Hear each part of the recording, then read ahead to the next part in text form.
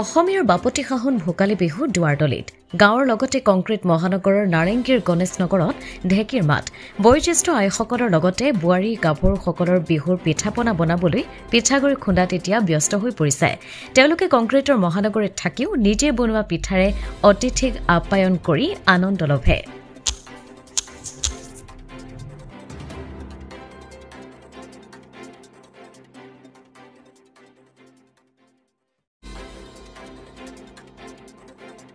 আমাৰ এইটো পৰম্পৰা গতিকে আমি বৰ্তমান ঢেঁকীৰে পিঠা বনাওঁ আৰু আমি হাতে বনাটো আমি বেছি ভাল পাওঁ। গতিকে কিনাটো আমি সিমান বৰ বেছি ভাল নাপাওঁ। গতিকে এতিয়া ঢেঁকী দি আছো বৰ্তমান।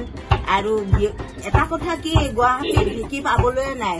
এই আমি কিমান আমাৰ ভাগ্যক্ৰমে আমি ঢেঁকীটো জুৰি লৈছো আৰু ঢেঁকীটো আমি পিঠা সান্দহগুৰি খুন্দি আছো, হয় নে নহয়? গতিকে আমি ঘৰত বনোৱা পিঠাটো বহুত ভাল পাম, কিনাতকৈ আমি ঘৰত বনালে বেছি ভাল পাম।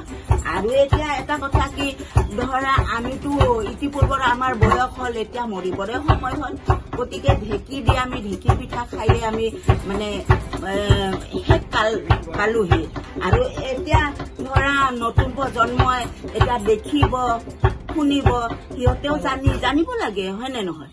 গতিকে সেয়া আমি এইটো পৰম্পৰা ৰাখিছো। Thank U. অমৃত প্ৰবাহ অসমীয়া সাপ্তাহিক কাকতৰ ডিজিটেল সংস্কৰণ অমৃত নিউজ, সত্যৰ সন্ধানত অমৃত নিউজ।